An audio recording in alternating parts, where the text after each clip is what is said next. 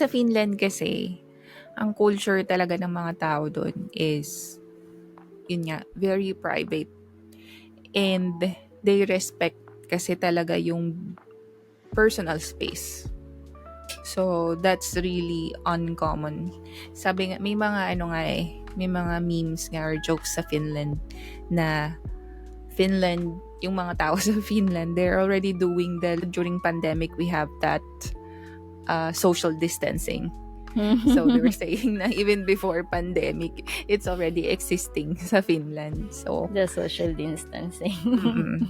even sa bus, pag pumunta ka sa bus, sa atin, 'di ba, kung ano yung libre na seat.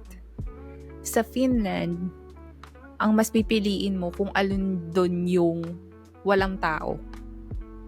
As much as possible, yung bakante talaga. So, kung dalawahan yan, yung wala talagang nakaupo. Parang yun yung naging priority.